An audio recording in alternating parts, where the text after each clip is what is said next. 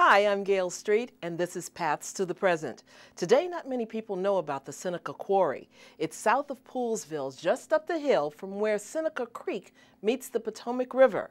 In the 19th century, the site was significant. It produced distinct red sandstone, which was used to build the Smithsonian Castle, not to mention countless others. On today's show, we visit the Seneca Quarry. Early in 2013, on a cold winter morning, hikers, photographers, and people interested in history assembled near Riley's Lock along the Potomac River. They were here for a tour of the Seneca Quarry, the subject of this recently released book, The Smithsonian Castle and the Seneca Quarry. Its author, Garrett Peck, was on hand to be the guide. He explains what drew him to research this site. It was actually an outgrowth of my last book, which was The Potomac River, A History and Guide. And in that book, I covered hundreds of sites along the 383 miles of the Potomac River. And this was the one site that I found that, gosh, there's not even a single historical marker for it. It's just there, lost in the woods. And it's so historically significant, but no one knows about it. It's just there. And a little bit of advocacy here. I mean, I really hope someday we can have like a visitor park, you know, a self-guiding hiking tour where you can put interpretive signs and so on. There's a lot of really cool stuff inside the quarry, and I think people will see today what a really interesting and cool site it is. Thanks everyone for coming here today. I'm thrilled we had such a great turnout. Our first stop, if you turn around, and you'll see we are right at Seneca Aqueduct. This is a very, very unique structure here. For one, what do you think this thing is made out of? Exactly, it's Seneca sandstone, Seneca redstone, right? Quarried here, right, a few hundred feet away. As well, there's the lockkeeper's house right there, right? Guess what that's made out of? The same stone. So this whole section of the Seneca Canal, most of the locks, in fact, are made with Seneca redstone. And this is for a very good reason, because the quarry owner negotiated with the Seneca Canal Company over the right-of-way that went through his property. And part of that agreement was that he would sell stone to the Seneca Canal Company. Let me give everyone a few minutes, so walk around, take some photos, and we'll meet on the opposite side of the aqueduct.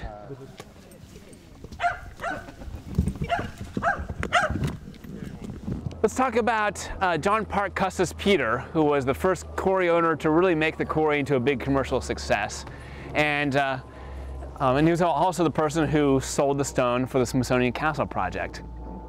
He was the son of the Peters who built Tudor Place in Georgetown. They owned about 11,000 acres in Montgomery County. And John Parke Custis Peters, the grandson, he was given this land in 1828 by his father. 2 years later, the Seneca Canal Company reaches Seneca. They go all the way up to Lock 23, about a mile away from here. And at that point, they're using eminent domain to condemn the land along the way, and then, you know, seize it for the canal. It's a public project, right? So he agrees to settle.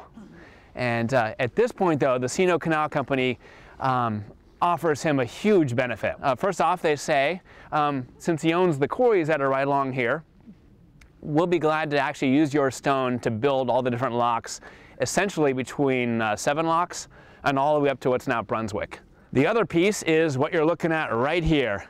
This is called the Turning Basin. This is not natural. This is man-made.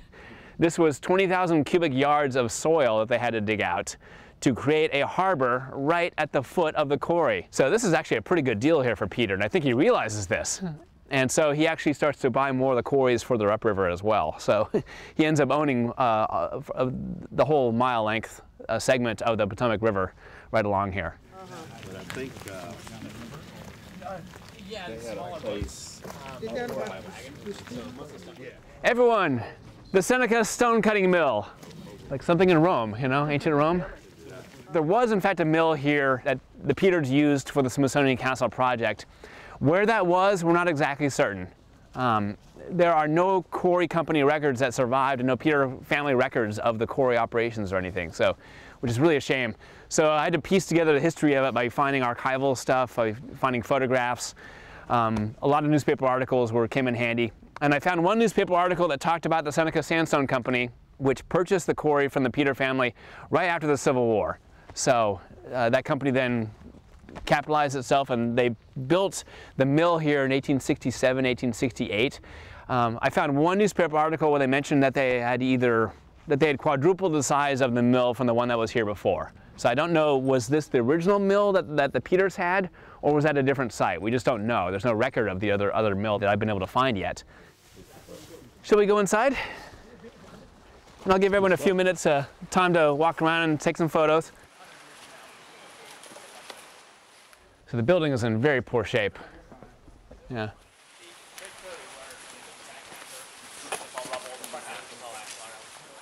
You see the giant sycamore tree that has fallen down. This fell back in December, which the state is planning on removing. It's really a shame. I mean, every one of these trees at some point becomes a threat, poses a threat to the structure here. This is a one-of-a-kind building in North America. There's nothing else like this. And if we don't take care of it, I mean, 100 years from now, this will be gone. It'll be just a pile of rubble. I want to point out actually two pieces of historically important graffiti, because this tells us about when the Seneca Sandstone Quarry closed altogether. You see the name right there, L. Sager.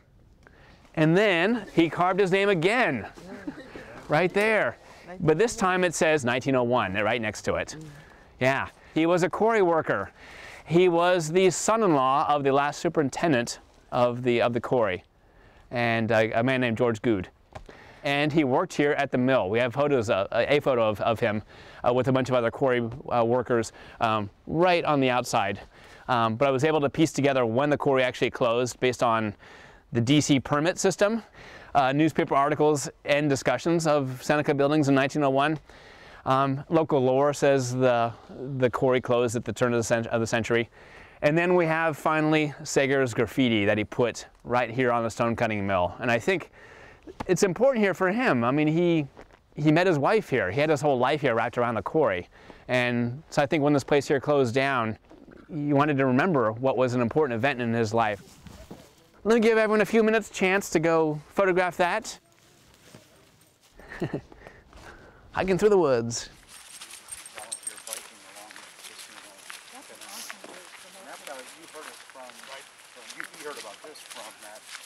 So if you look down, what do you see? What kind of plants do you see? There's daffodils growing and periwinkle, exactly. Those are domestic plants because there were once little houses that were right here. People lived in the quarry. And you'll see the Turning Basin is right there. So there would have been harbor facilities so they could upload the stone and so on and get supplies and whatnot.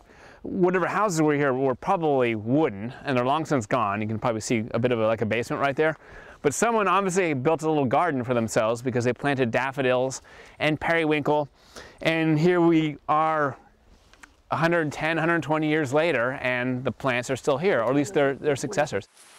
We're going to keep going. We'll see our first quarry. It's a small one here coming up here in a couple minutes. And then we'll actually keep walking past that. And then we'll stop at the big quarry. Well, ladies and gentlemen, this is what we call the big quarry. This is the biggest of all the Seneca quarries. There's, a dozen quarries along the stretch of the Potomac River, but this is the very largest of all of them. So, and we actually have photos from the 1890s showing this quarry right here in action.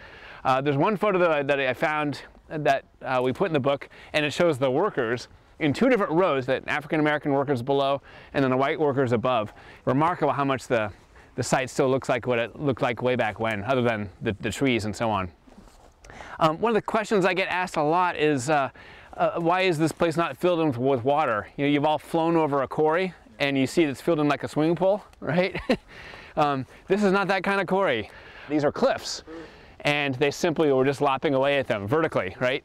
So imagine where we were standing 200 years ago, we would have been way underground, right? We would have been buried in rock right now because the stone would have started very close over there to the Turning Basin, and they just kept hacking away at the cliffside and so on until they got all the way up to there. So there's still more stone that's there.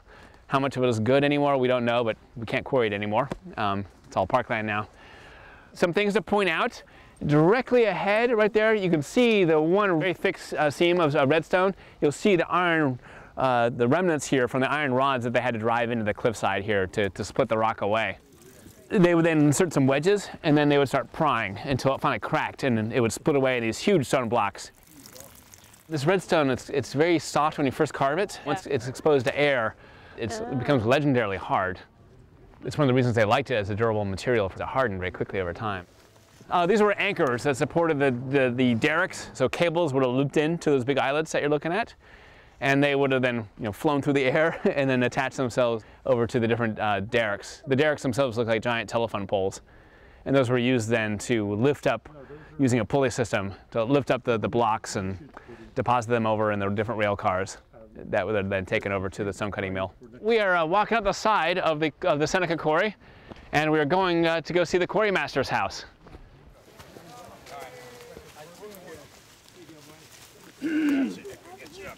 Okay?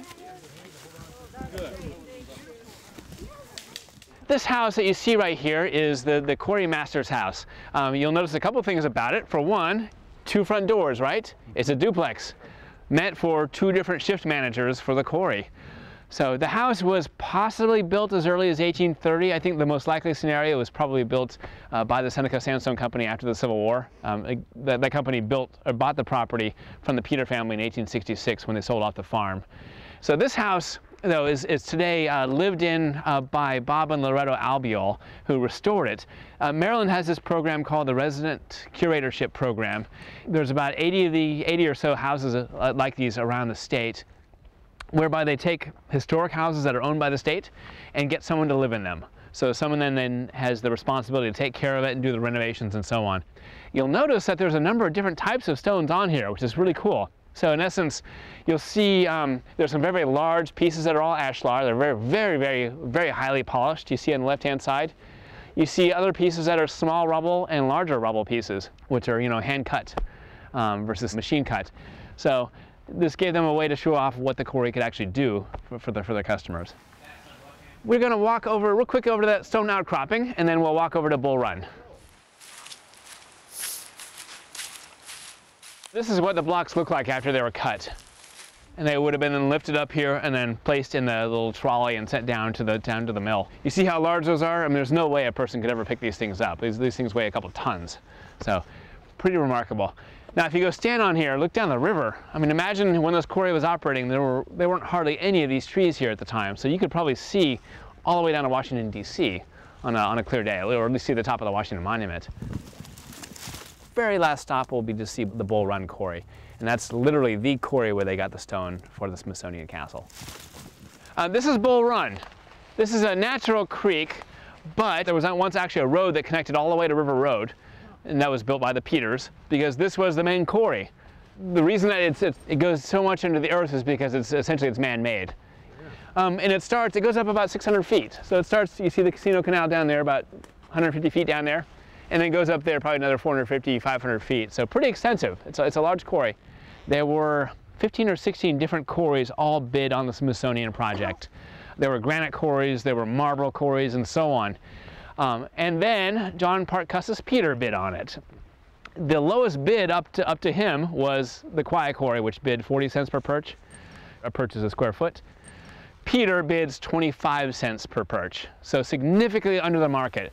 And of course the building committee went with that one because it was the cheapest one, right? So, but yeah, this is the site. This is it, where they got the Smithsonian Castle out of. So, once they built the Smithsonian Castle, that kind of started the 5-decade stretch of Victorian architecture in DC that went all the way to 1900.